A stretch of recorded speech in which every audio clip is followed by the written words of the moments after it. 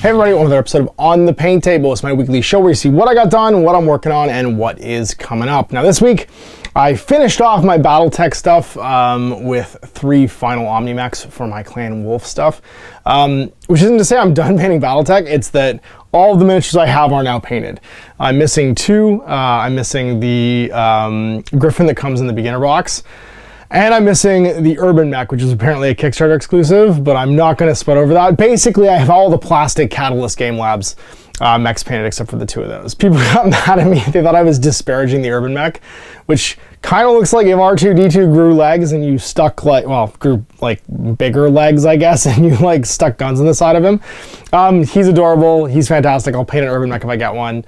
But I was just trying to say on Instagram and Facebook, I'd painted all the miniatures I had, and I was going to pretend the Griffin and the Urban Mech didn't exist, just so I wasn't sweating not having all the miniatures painted. It's one of those painters things where you try and finish a project and there's 2 things floating out there that aren't done.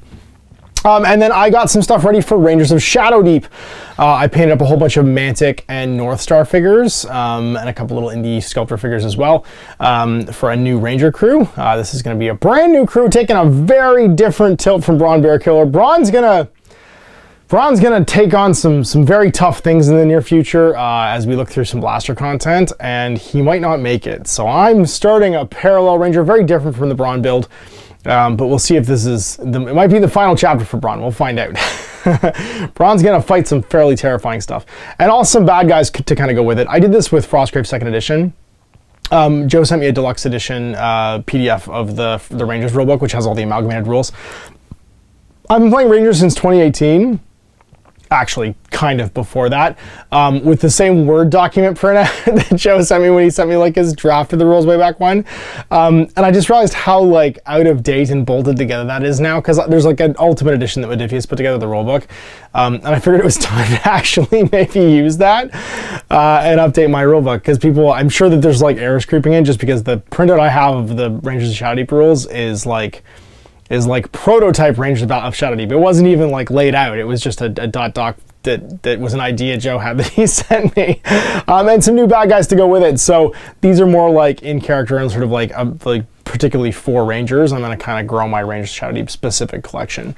Yeah, and then I got lots of projects coming up. I got a bunch of indie games to look at coming up in the near future. My buddy Alex Cheng's Giga Robo project is getting really close to being up to the public. It's a giant robot fighting game. As you know, giant robots are super hot right now. Owen and I've played it a couple times on the channel, and yeah, we have a bunch of the finished product, and it looks really, really cool. It's another kind of giant robot wrestling game, a deck building game of combos and stuff too. And then this game called Domini 1666, which is a board game, miniature game hybrid, kind of like a board gamey Mordheim. And the miniatures are super cool, really nice. Even the box is really well put together. I'm gonna do a review of it next week, or maybe the week after, and I'm gonna start painting the miniatures for it. There's a couple dozen minis, 2, 4, 6, 8, 10, 12, maybe 2 dozen, just over 2 dozen minis. So it's gonna take me a bit to paint through, and we'll get to check this out too. So let's take a look at what is done and what is coming up. So first things first, here are my 3 Omni-mechs finished up for Battletech Alpha Strike. This is a trio of Omni-mechs for the Wolf Clan, which is one of the major clan invasion clans, the OG clan. I got some criticism for doing Wolf Clan, or Clan Wolf rather, based on the fact, I guess, they're kind of the Mary Sues of the clans. They get all the cool stories and stuff, but it's kind of like me painting Ultramarines. You know what I mean? When you're doing something for new players who maybe haven't seen Alpha Strike or Battletech before, go with the greatest hits. Don't play the deep cuts. Right? That's why I did the Great Death Legion and House Steiner as well. So I've got a Hellbringer. Also into the Inner Sphere is a Loki. I got in trouble for calling it a Loki in the Facebook group. A Mad Dog. Also, I think known as a Vulture to the Inner Sphere, which is a really cool, kind of long-rangey laser mech. And then a Gargoyle, which is also known as a Man-O-War, and it's a big, brawler mech. Also does sniping and stuff, too. So very cool. My same color scheme for these.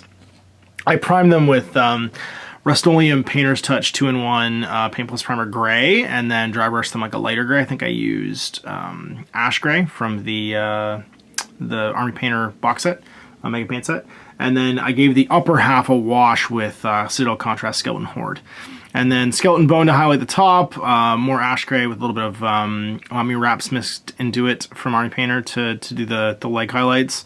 And then everything else was just like painted up. And I used some dark tone to wash all the gunmetal metallics, and I used like an ice blue for the lasers. And then the basing is all Astro Granite, dry brushed ash gray, and then a bit of Mummy Wraps mixed in. And then the center, I washed down some, I think it's like scale green or something like that. And then washed it in and just like thinly washed in with some water to give it that kind of greeny mossy effect, that mountain range kind of look to it. And then I hand painted all the logos, just with the appropriate colors. I don't remember exactly the names of the colors, but they're all done. And like I said, I painted one of every Catalyst Games plastic mech now, except the Urban Mech and the Griffin. Those are on the way. And I think there was a couple of variant arms. Maybe there's like a Widowmaker, not Mad Cat, Dire Wolf. And a couple other things from the Kickstarter that I don't have, but for the most part, I've got everything done. And that's my plan for this. I want to paint these new sculpts, like I'm going to paint the stuff Catalyst comes out with in the future, so I'm pumped for Wave 2 when I get to try out more mechs. Everyone's like, where's your Atlases? Where's your this? Where's your that? And no, I'm gonna paint these cool new models that don't break and sit in a case.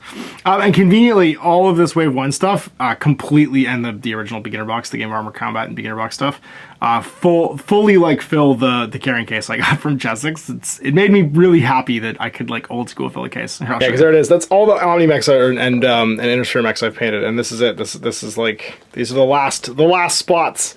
They're all filled up now, and even my my elementals, my 2 points of elementals and my star actually fit in here as well. So I've got like some. This is all the Innisphere forces. This is all the clan forces. It's way more points of clan stuff, I'm pretty sure, because it's like 15 Omnimex, which is a lot more than 15 Omnimex and 7 points of elemental battle armor, versus like, what is it, 12 Innisphere mechs.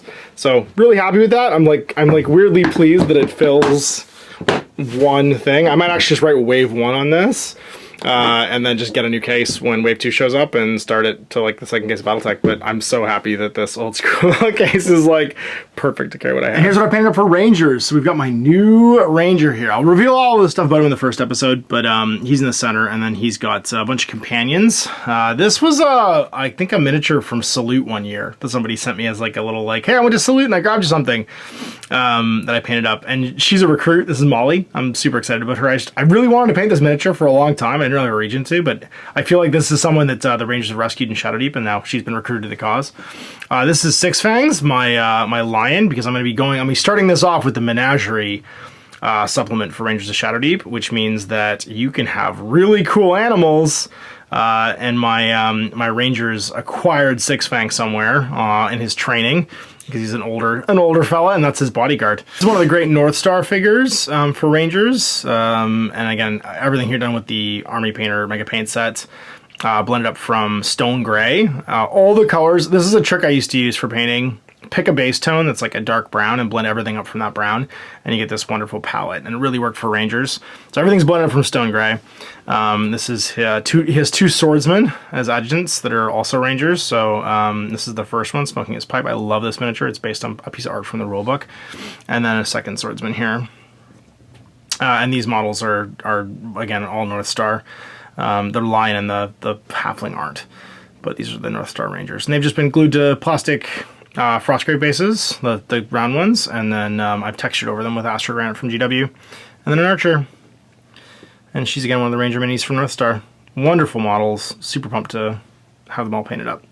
And just starting a Ranger Warband. I love Braun and his gang, but I figured it was time to start using some of the official Ranger minis to show them off, because Joe's friends at North Star did a great job on them, and yeah, what a cool looking warband. And I was dying to paint these goblins from Mantic, and so what I decided to do was make some bad guys for Rangers coming forward, based on the Mantic line. So I used the Gorgonta as a Gorgonta. What's it called? Some kind of boar. There's actually boars in Menagerie too. There's also animals in the Mantic range, and that just like helped out. And then a bunch of the orcs. And then my gnolls are all going to be using the Mantic orcs now, because they're kind of gnolly. They're all hunchbacky and stuff too, and it worked. So I've got my Temple Guardian leader, my warden, right here. He's like a big, huge orc. And then these are all gnoll beast handlers. These four right here are going to be leading around the animals in Menagerie. And these are going to replace my Temple Guardians. Probably not for the first couple episodes of this, but anytime I use a Temple Guardian from now, I'm going to use the new goblins. Because I loved using the old relic goblins that I had Owen paint ages and ages ago, but there's not that like many of them. I was dying to paint these Mantic goblins anyway, so I'm just kind of like updating them with new figures, and they come with these cool animals too. So these little like, I think they're called maw pups.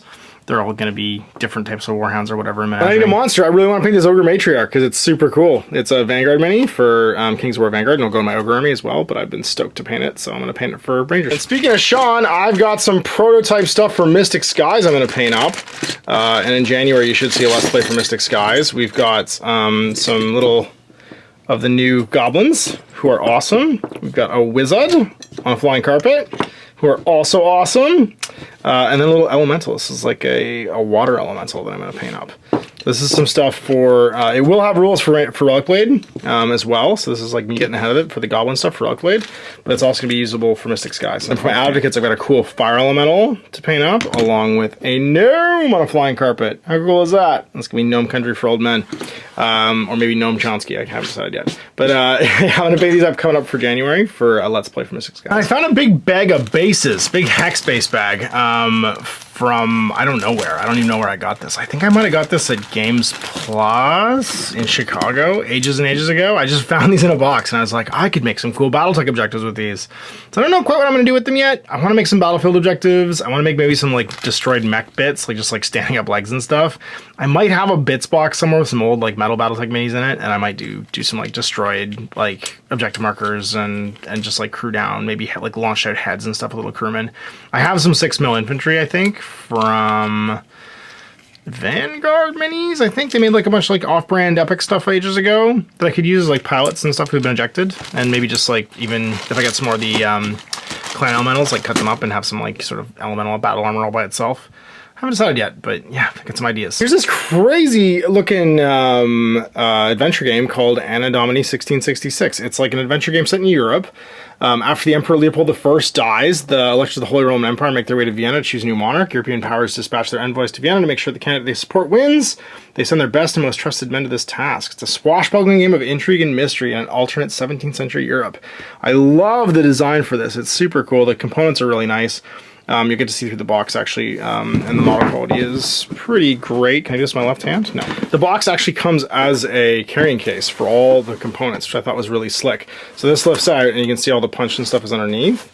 But you get all your minis in their own little carrying case, and they're really nice. Like they came out of the box actually really nice. The bases are all textured, so I'm gonna throw some primer on these and start painting them going forward through January. You'll get to see them on the paint table, and then we'll give the game a go. And then Alex getting ready for the release of Giga Robo, so we're gonna paint up the buildings and starter set contents and play some more games. We got some expansions to go through too. We have the Warrior of the Wastes and the Assault of the Armada, and then I got a cool like alternate too for what's this guy named? Diragen 5. As well as like the cool like finished buildings. So we're gonna get this stuff painted up, and you'll see this in January as well as a Let's Play, along with 1666 for Giga Robo. So we got another week, another 15 models painted. I have no idea what that brings me to for the year, but I'm sure it's a big number. I don't know if it's as many as 800. I really don't know. I mean, if I did 15 a week times 52 weeks, what is that? Let's Ash just bad at math. 15 times 52, 520 plus half of 520, so 520 plus 260. That's 780. That's not bad. That's close to that. I don't know if I did 15 a week though. I did a lot. I did at least like, there's some weeks I definitely did that, and there's some weeks I did tons, because like Blood Bowl, for instance, was like 25 or 30. I don't know. If somebody wants to keep track, I mean, feel free to go through my videos. I think I lost track in March when time started standing still. I don't have any idea anymore. Anyway, I hope you enjoyed that. We'll see you for another On the Paint Table next week as we roll down December and sort of close out the new year. Till then, I'm Ash. Happy gaming. I hope you enjoyed that video. If you want to support the channel, of course, like and subscribe and hit the little bell below so you get notifications when I post future content. I do post stuff 7 days a week. If you want to support the channel further, you can, of course, buy a t-shirt through Spreadshirts, buy a measuring gauge or objective markers from Death Ray Designs, or, of course, most importantly, there is Patreon. Patreon is what makes all this possible, keeps the lights on, pays for the studio costs, pays for the equipment, model costs, and everything else, and most importantly, puts food in my kids' bellies and a roof over their heads. Big thanks to everyone, past, future, who supported me. I do this stuff because of you guys, and of course, I will continue doing it as long as I can.